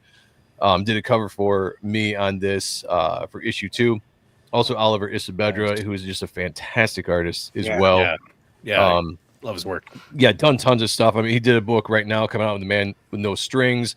He's working on a project for me that's going to be launched next year. So I can't wait to talk about that when we get to, you know, closer to that. But he's one of the guys that just inspire me quite a bit. So he's got a cover on here as well. But yeah, this is my book. If you guys like kind of the anti-hero stuff, things that have inspired me in my storytelling, or anything that was pop culture when I was younger, also spans into biblical tones, Tolkien as well, when it comes to a lot of stuff. It's much more, you know, I get this a lot. People are like, yo, it looks like the Darkness Spawn. I'm like, cool, you know, that's great. You know, like the influences are there for sure. But I really went out of my way to try to make this book as far away from like what those books were and have it stand on its own for what it is. And this is much more of like the kind of a fantasy feel. There's a lot of quote unquote world building, but that's because I was so, you know, inspired by guys like Tolkien. You know, I like the ages of Earths, you know, and I like having the spiritual aspects of not necessarily heaven and hell like Spawn does, but just entities and things that you have to deal with, getting into other dimensions and stuff, and really kind of making you think about the world around you.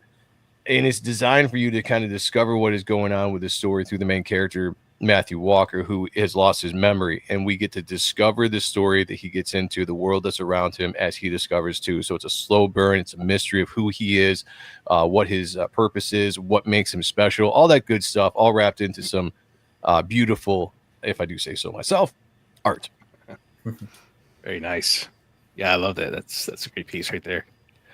Yeah, Oliver just does a great job. I have not done any of the covers for issue 2 of my own yet, but I wanted to show off what I had because Oliver did this for me, I think, last year, and I've been sitting on it for so long. And Brett also did this for me last year as well. It just took a long time to fulfill the campaign. So I was like, all right, I got this art. I need to advertise it, get it out there, and let people see what's coming. But if you guys know my art, if you saw issue 1, the quality of the book is going to be top notch. Everything I do is trying to be as professional as I can. I work with some great talents around me. Oliver Isabedra is an inker, very underrated inker, going back to the 90s, worked at Extreme Studios, DC. He's been all around, done a lot of great work. He's doing some awesome work over my pencils. And I get to work with a very amazing colorist named Dave Kemp, who is one of the awesome Kemp brothers. He's fantastic. And he's doing some of the best work, in my humble opinion, on this book. He just knocks it out of the park. So I'm blessed with the people I get to work with on this book. I'm doing a second chance campaign with issue 1 if people didn't get a chance to pick up issue 1 on the 19th, which is coming up next Friday. And just really quick, 30 days. I got a couple brand new covers, one by Isaac Bell, who is another fantastic artist. If you guys haven't heard of him, he does a book called Metal Shade. I highly recommend you guys going and checking that out. And then I've got the Dale Keown sketch cover that he did for me for issue 1 on that as well. Quick 30 days. We're going to get in, get out, get that out to the people. And then we're going to gear up for issue 2 that should be launching later this year, maybe late October, early November, somewhere around then. But just keep an eye out for on my social media, Joe M. Sontag on X, where I'm primarily at. And I give as much updates as I can through this campaign. Issue 2, if you sign up for it, you're automatically signed up for both campaigns. I don't want you to have to go do more work than you do. I'll do all the updates through here. We're just going to launch the second chance when it goes. No sign up sheet. We're just going to hit the 19th. I'm going to stream. We're going to launch. Maybe I jump on with other people after that. So keep an eye out for it. But Reaper Destroyer, it's an awesome book. Trust me, you don't want to miss it. Looks great. I also love that title graphic that you have there. The R's, the kind of inverted against each other. Yeah. It's a funny story about that because the way that happened, I remember the guy that designed it for me, his name was Brian Valenza. He's actually a colorist as well, but he had like this whole studio, and one of the stuff he did with some of the guys who worked with was logo work. So at the time, he was originally going to color the book. So I was like, hey, design the logo for me. And I was like, this is the idea I want. I was like, I kind of want the R's to be, facing each other and all this kind of stuff.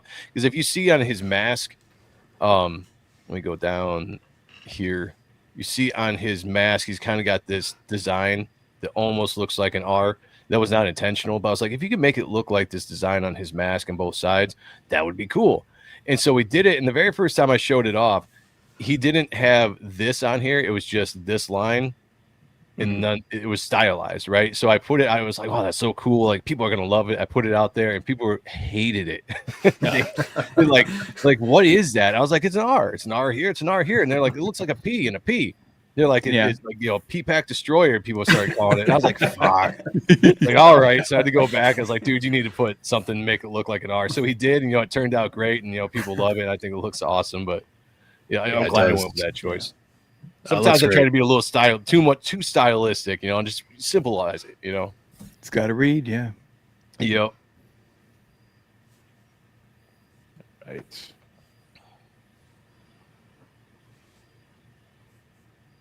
Okay. All right. Back to the show. Sorry, I was messing with a few other things here.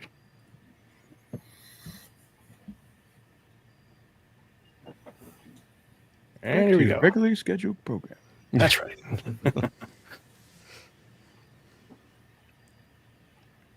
Four massacres. Bank. Oh, yeah. Bank of four massacres. Gotcha. I see that now. That's funny. Bank of four Last Chance Saloon. Don't know if I want to drink Hey, from there's there. Wells Fargo. Wells Fargo. Oh, nice. It's awesome. All right, let's go to the next page here.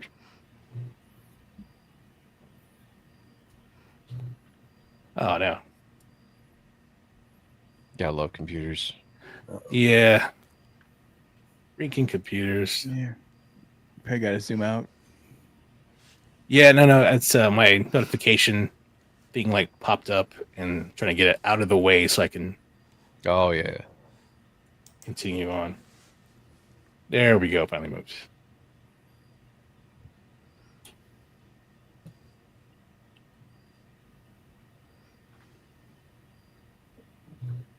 There we go. Oh, there we go. The shield. I think, right? Fighting American? Fighting American. Maybe that's Fighting American. Yeah, probably Okay. that. the precursor to Captain America. I am the Very nice. fighting American. The sphere of cold has blown the cover of that international spy, Count Everest. Oh, that's awesome. Count Everest. Womp womp. Sput, sput, sput. We got a bomb in his head. Something Yeah. not right about that bomb going sput sput. Oh, nice. It's called a concussion bomb too. Awesome. Hot snowball. Welcome Wow. to Dead Center. Wow, look at this piece. That is nice. Yeah. Wow. Again, the texture on the trees.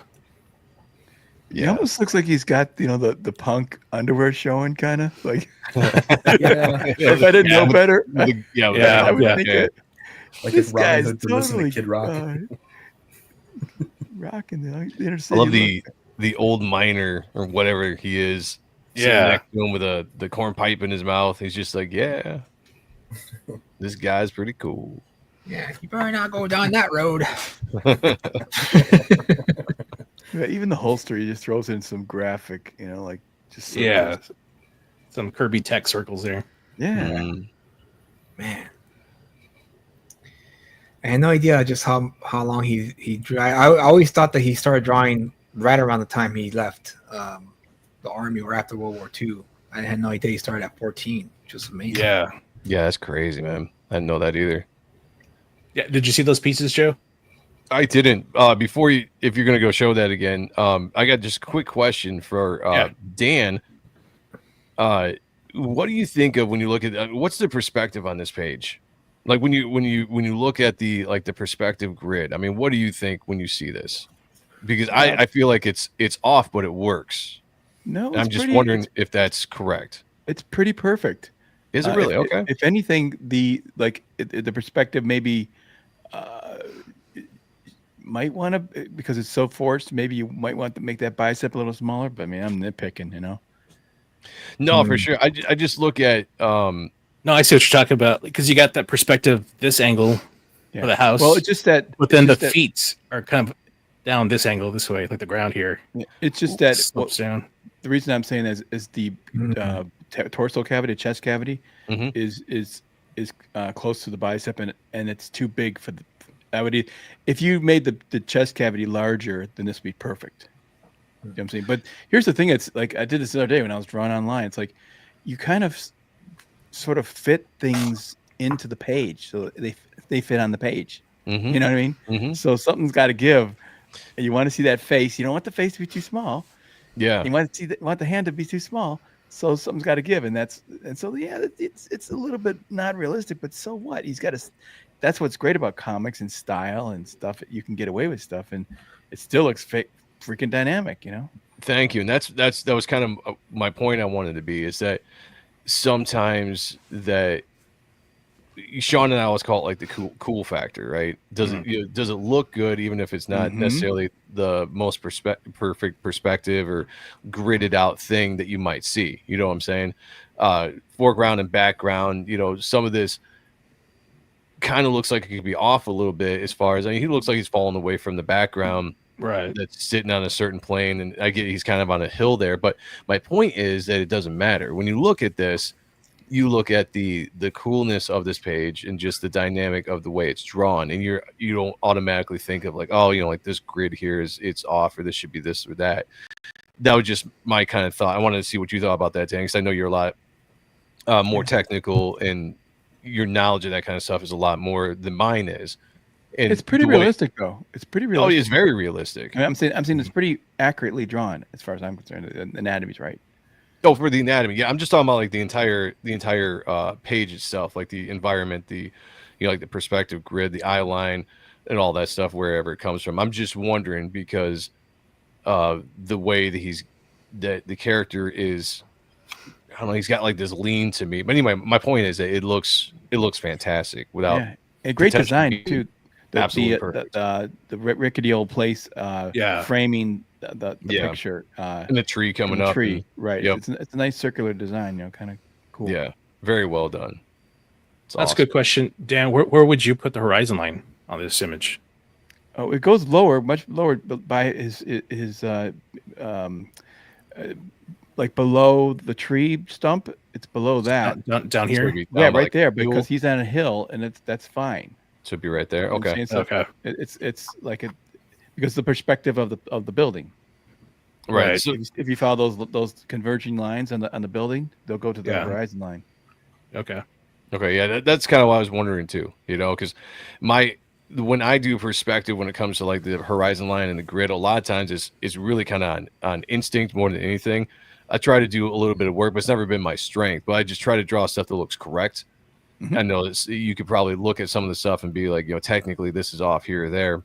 But look at this like this, and I wanted to get your point of view on it. Yeah. Did you ever see Gene Colan through perspective? No. Funky cool. But but you go back to what your point was a little bit earlier, like that's comics, and that's what I love about it. That going back to Kirby's legs and we saw with that the big punch scene that we looked at, where sometimes it's the environment that you're creating, it's the feel of the picture that you're drawing that can sometimes break the rules, but it still looks good. Yeah. I'm not sure. There's something human about it. Like I was surprised. I did this experiment a while ago back, and I took in Photoshop. I made a perfect ink stroke, and then I know how to duplicate it, and I just duplicated that stroke perfectly. And it looked terrible. It was like this perfect feathering. I thought, I could just make perfect feathering. And I could just grab and paste that and put it on something. It looked so precise. It looked unpleasant to look at. Right. Actually, the imperfection that blew my mind, because like the imperfection actually looked better than if you have it technically perfectly accurate. I 100% agree with you. Dan. Blew my mind. 100% agree. Yep.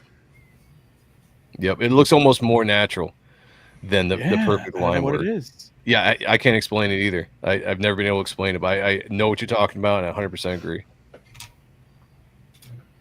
Let me show you this early artwork here. So this is when he was 14? This is when he was 14 right here. Wow.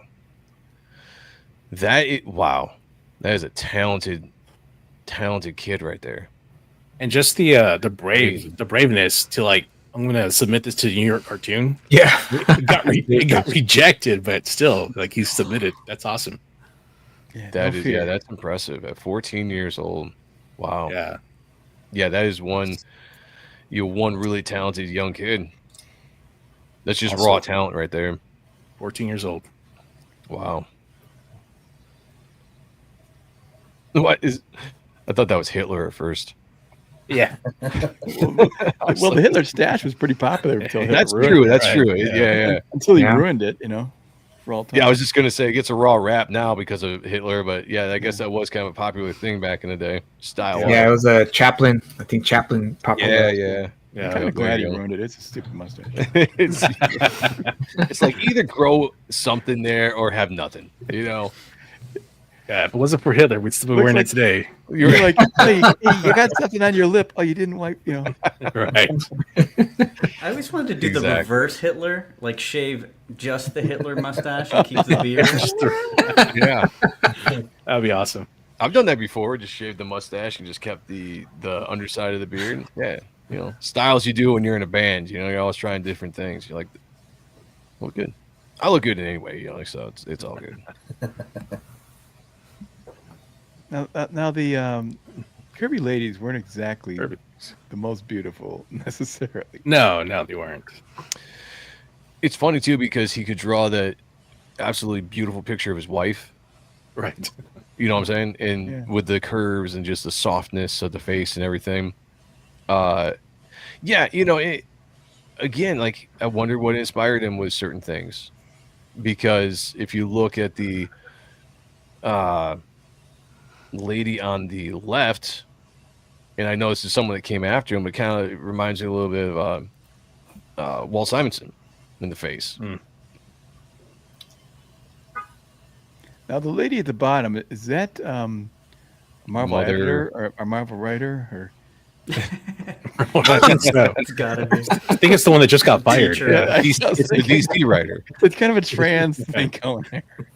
Now that is interesting, right? Because that character was always just like an ugly Right. woman. It always drawn kind of looked like a man. It's like, okay, maybe that was the first trans character, right there, Jack Kirby. Maybe. Now you're racist if you don't want to date her. Yeah. I also like that it was voiced by Ed Asner in the cartoon, the Justice That's League right. cartoon. Oh, right. That's right. The pose by Big Bartha, is that? No, that's not Big Bartha, is it? Barda, yeah. Barda. Bartha. I don't know It might if that's be that her. character or not, but that's an interesting pose for a female. Yeah. You don't see a lot of female characters in that kind of pose. Not like that's, to me, very classic Kirby. But again, it's that bendy, exaggerated style that he kind of was pushed to and made popular. Mm-hmm. Yeah. It's just movement. I've never drawn Big Barda. It can be probably kind of fun. Yeah, I haven't either. I know. Yeah. I mean, the only time I really think of it is when Adam Hughes drew her. She looked fantastic. Yeah. And I guess that's supposed to be Crystal, an invisible woman. Yeah, it It is. definitely looks like, yeah. I think both of these are crystal. This one, the left, and this one. Now, is the center one? Is that? I think. No. I mean, the woman with the sword, is that from Thor? Is that? Okay. That's Lady what it is. Sith. Ah, that could be. I'm Looks not sure. familiar. It looks, yeah, it has a familiar look. I'm not sure. Now the body proportions are fine. I mean, I guess for what you're looking for in women, I love the stomach that he drew on the woman on the left, the rib cage and the stomach area. Yeah. That's nice. And that's something that kind of got picked up years later by guys like Silvestri and Turner. They stylized it and did their own thing. Right. But that has definitely that feel. All these spots of black hair and the drapes, like the folds. Yeah. Yeah, really good detail.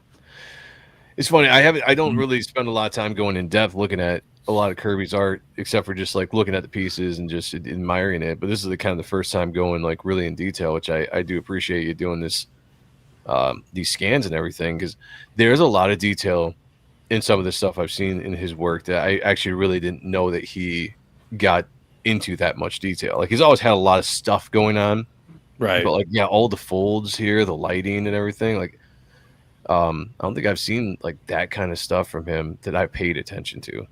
If you're looking at those folds on that clothes, that lady, I mean, Yeah. that goes through. I mean, everybody was was capturing that. It was it was Frazetta, it was Wrights, and Yeah. it was the same. They all kind of picked, and this maybe he got it from Raymond. I don't know. Okay. But you could see it taken into Kelly Jones and stuff like that. Oh yeah. Yeah. Silvestri does. Silvestri did a version of that as well. That's cool. Great stuff. All right. And this is going to be the last one. Only scanned half the book. This is There you go. There he is. double page I- spread to end it on. I just love the imagination of that dude. Yeah. In that era, right, where you didn't have all the stuff that we have now with the TV and the movies and like all that stuff with the special effects and everything to influence us, to have this imagination in that time is just incredible. There is a reason why he hit with people so much, because I mean, think about being whatever decade this was, you know, it being a kid in this decade and opening up a book and seeing stuff like this. Yeah. Blew your mind. I had to have, you know. The Kirby Crackle. Yeah, it's there is. gorgeous. If you didn't know, buddy, you'd think this guy was on drugs or something. No? Yeah. What the hell are you thinking? Yeah, it's just so much going on. It's so good. Yeah. Wow. Just the interesting choices for the, you know, the gleam on the armor here, like those blobs of black. Yeah, yeah. Like I just never would have thought of just doing that. I mean, just look at the detail on this this gun ray, whatever this is. I mean, the front of it, just just the shapes. You're just having fun going in and just creating all these. Going nuts. Oh yeah, going nuts and creating all these shapes. You know, like that's cool. It's artistic freedom. Confuses the enemy. You don't know where the bullets can come out of, right? Right. Yeah. Or what's going to come out of that thing. Turns out this is the back. That's gonna mess you up. Whatever it is. Yeah. Look at how far that foot is back. Like how tiny it is. Yeah. Yeah. That force perspective is just. I mean, he was a master at it. And there's a lot of artists that came after him that really kind of tried to copy that to a lesser extent, I guess. And nobody did it quite as good, in my opinion, as Kirby did. Yeah. No, he's the master of that for sure. He's the king. Yeah. Just look at the machinery and stuff. Yeah. You know, again, like I'm line talking work about is- the imagination. I'm like, where, you know, it's incredible that he thought of all this line work, all this detail in this era. And it just, again, what we get to have floating around in our brains because of everything we see on a daily basis and stuff we've grown up with. And that wasn't a present in that time. And just for him to produce this kind of stuff it's truly mind-boggling to me. Very impressive, inspiring. Yeah. And I think I would imagine this is the culmination of what the 30 plus years he's been drawing professionally that just culminated with this kind of style at the end, at the far end of his career. Yeah. And like I said, he made it look so easy, but when you look at like right now when I'm looking at it, I'm like, man, this must have, I wonder how long this took him to draw. Well, and he was fast too. Yeah, actually not that long. He probably whipped this out really quick in like in a day or something. Yeah, like I mean, he was drawing how many books a day? Like, that was at his peak. It was a lot. Yeah, because I was just saying, I don't know if this is fact or not, but I thought I heard that at one point in his career he was drawing like 4 books a day. Wow. You know, and granted, I don't know how long the page count was back in that time, but to produce the work that he's producing as quickly as he was doing, I mean, that's just.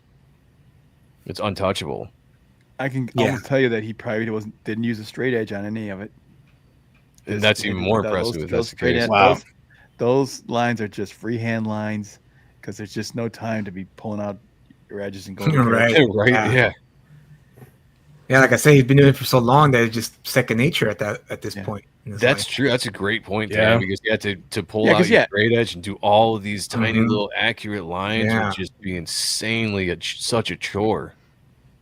Yeah, but it gives it life. Yeah. Wow. Amazing. And that was what I took a page from Kirby when I hired Ken to draw the cover for me for the Ghetto Dragon. I told him just try to make it as Kirby-esque as possible with the kick. And so I thought he did a pretty good job channeling Kirby with that. But yeah, I always tell but when I work with Gambino for Vigilant Fury, I did tell him you need to study Kirby if you really want to understand like how to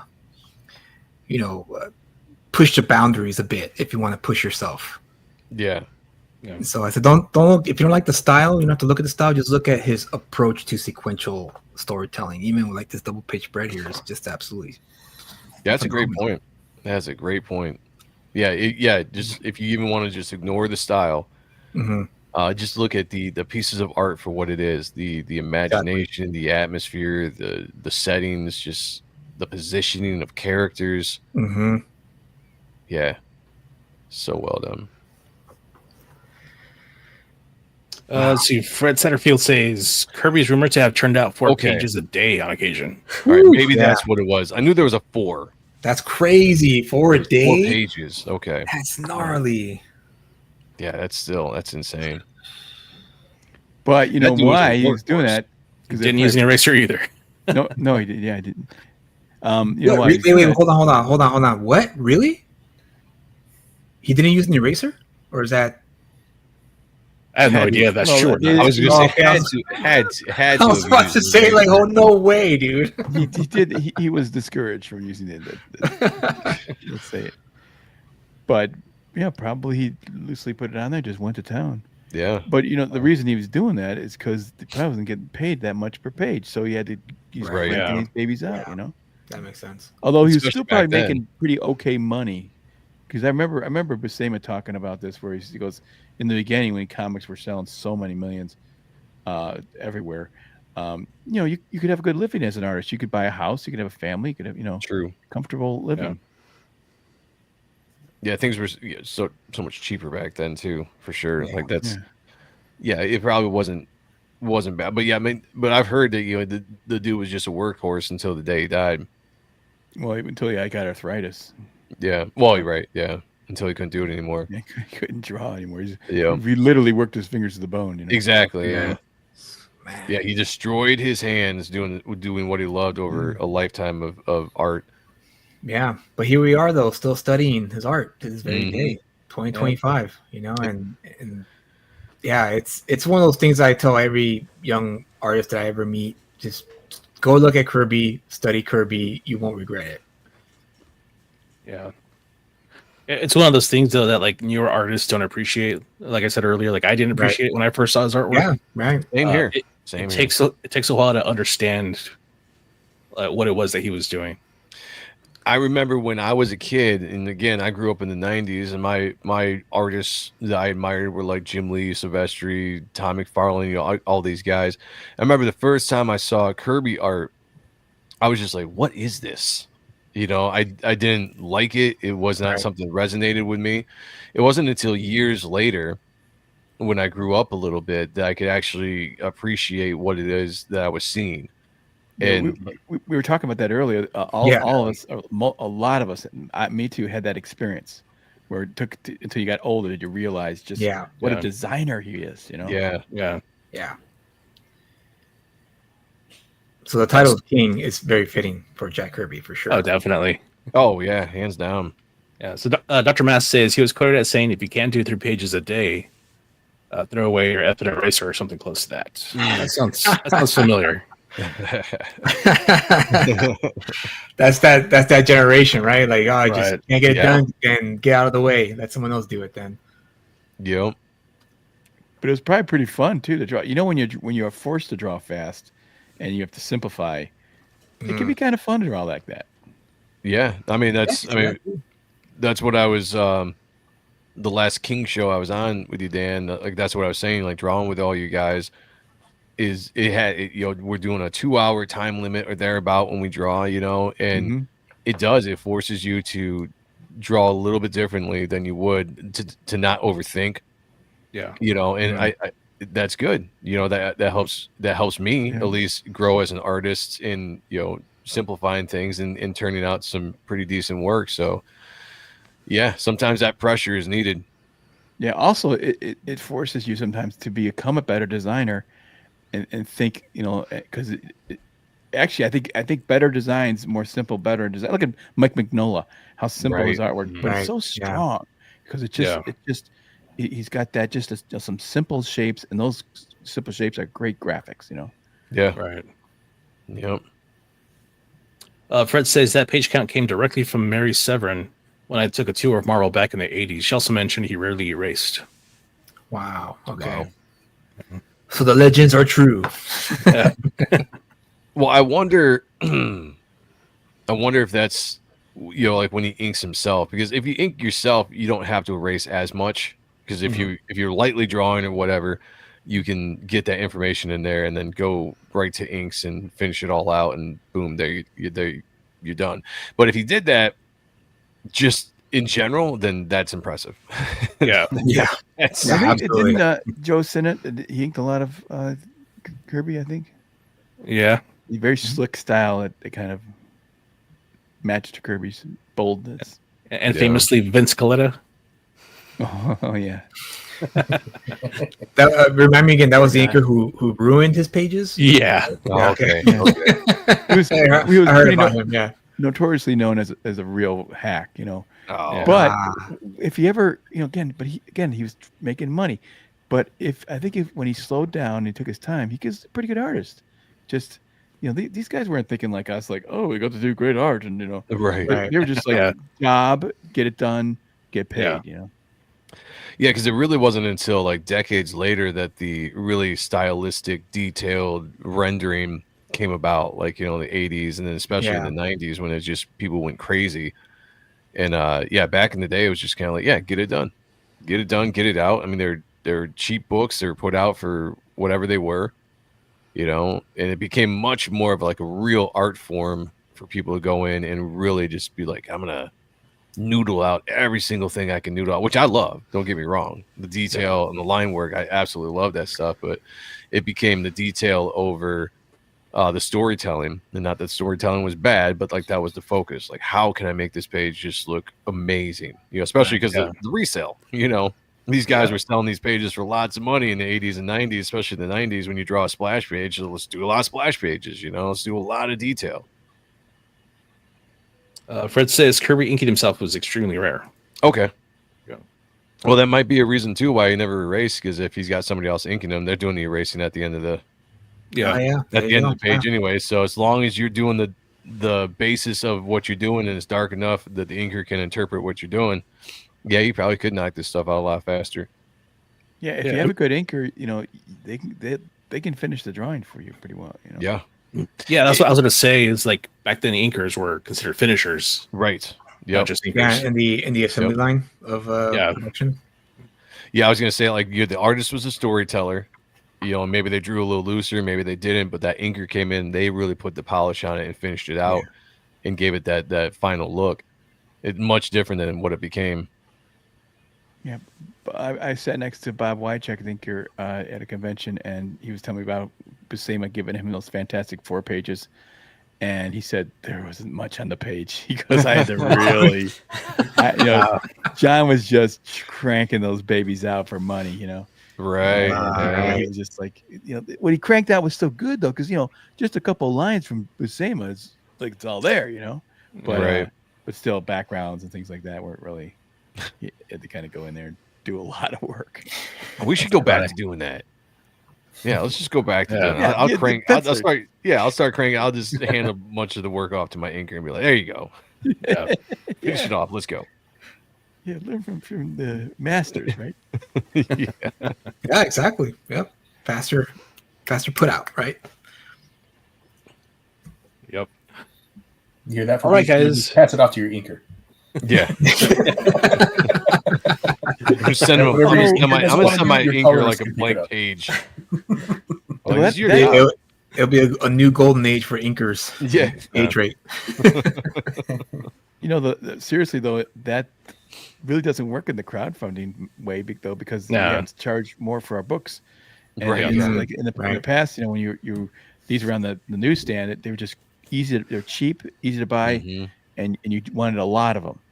Now it's kind of like, you know, you're doing less books because you're selling it for $25 in many cases. Yeah. That's a lot. You have to have something pretty damn good, you know. Right. Yep. You can That's a spend some fact. time on it.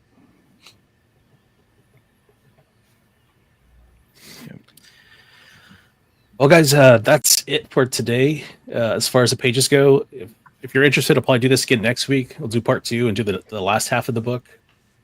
Cool. Yeah, I'd be interested. That'd be cool. Yeah, I wouldn't mind that. Yeah. Thank you for doing this. This was great. Oh yeah, no Yeah, problem. Badass. This was Yeah, fantastic.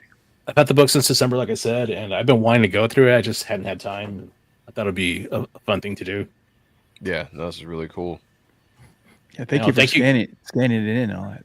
Yeah. Thank you that's guys it. for being here. I really appreciate you guys' input and expertise on the subject of art. And it's really cool talking art with you guys. Yeah, I could talk all day about it. Yeah, honestly, this is the stuff I love talking about. You know. Yeah. All right, then. All right. We'll do it again next week. We'll do part 2. Cool. Okay, awesome. Stop sharing that. Is there anything else you guys want to mention before we head out? I got my website, danlawless.com. I got a lot of original art there for people, sketches, especially from these drawing streams, Do you want to pull it up and we can go through it real quick? Showed off. Let me find it here. Yeah, please. I'm a fan. So we can talk about something else while I'm finding it here. All right. Don't forget to back Ghetto Dragon. Yes. I'm going to be in the first round of Bancroft's Coctagon tomorrow. Oh, you're gonna do that, huh? Oh, Awesome. Yeah, I'm gonna try it, man. 3 minutes. I'm gonna see if I can. I gotta get the elevator pitch. Master. if you need tips on how to do things fast, just DM me. Okay. Will do. That'd be interesting. I'm gonna be watching. Let's see how that's gonna Cool. go for Yeah, sure. Hopefully I can pull it off. Okay, so here's my website. You can just Oh yeah. it works. Oh, that's a cool. Click on that. Whoops. Is that Death Dealer right there in the homepage? Oh, that's beautiful. Look at that. Yeah. Wow, look at Yeah, that. a second, I'm looking for the where'd it go? There it is. Okay. Hopefully that'll take me back. Okay, so here's the page with Wow. a lot of different art on it, so Ooh, I like the Doctor Strange. That Awesome. looks Really awesome. good Doctor Strange. Yeah. yeah, that one is really, most of these are pretty quick sketches. This Yeah. baby is really, I spent a lot of time on it. Look at that. Oh, that's rad, dude. Wow, dude. That's cool. Yeah, I continue to Oh, be that's impressed awesome. by your work, Dan. Yeah. All the time, especially now that we get to be, stream once a week doing the King stuff, just seeing the stuff you do on that show. But yeah, I get more and more impressed with this stuff I see. Love it. Thanks. Yeah, there's the this is unpublished, but Death Oh, Dealer. nice. Death Oh, is that Dealer, that pit okay. piece? Oh, that's nice. Oh, look at wow. that. That's cool. yeah, really, I mean, I'm a Frazetta guy for sure. Oh, I can see it. Yeah. Yeah. I totally see it. Yeah, you got that pit piece in there.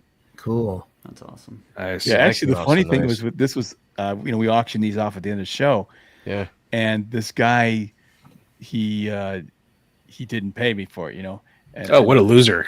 But What? but No, I'm just kidding. no, actually, I was kind of glad because it went for like $120. And I was like, Right. Yeah. oh man, wow. I'm hoping that there's a little more than that. You know what I'm saying? Yeah. Right. Like, so I mean, I got it here for $300. 300. That's Yeah, kind of what I He what I slipped want. out of $120. Oh man. You missed out, man. His Yeah, you lot. missed out. Yeah.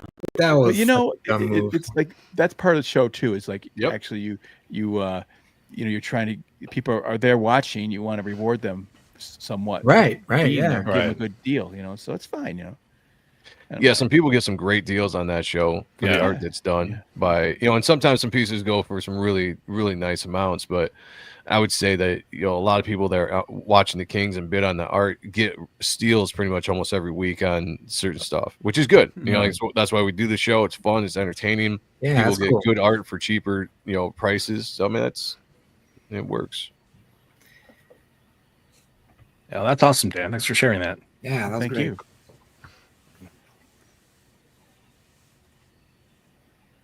And share my campaign real quick.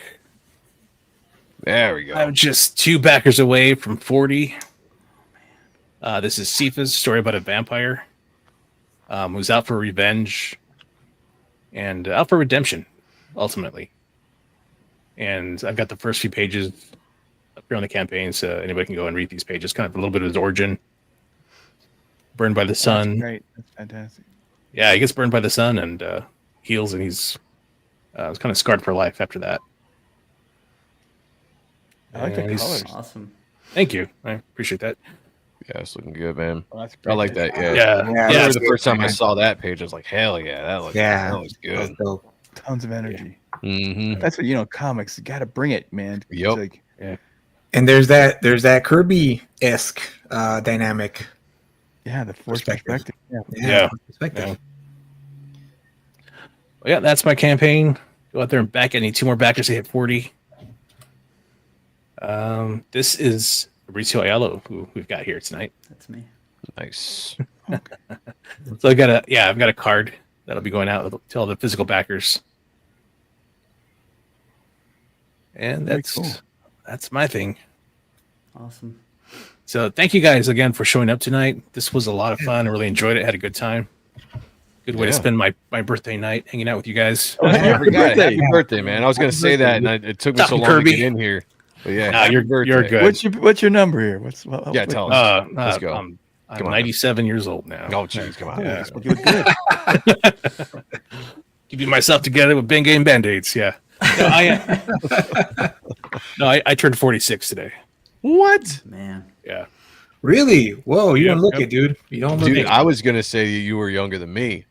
I thought you were in your 30s, dude. Yeah, I was gonna say the same thing too. I was like, I'm 43. I got the gray hair. I got all Yeah. this. That's what I meant to say. I'm 30. Yeah, that's 30 what. years Yeah, old. yeah. Yeah. That's the ticket. I slipped up. Well, I'm probably Yeah. the old guy on the panel. I'm 60. 60. Oh, you don't look 60, dude. You don't, I was just gonna say, Dan, you don't look it either. Yeah, you don't look It's 60 either, crazy. man. You don't. I got a baby face. I think I always had a baby That's- face. I wish I had. I a was baby I was face. like showing my my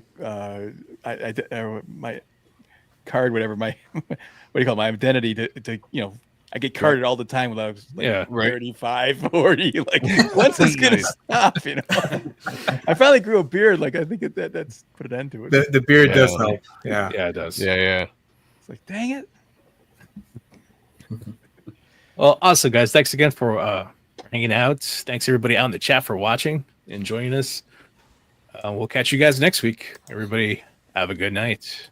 Peace, everybody. See it. There you guys.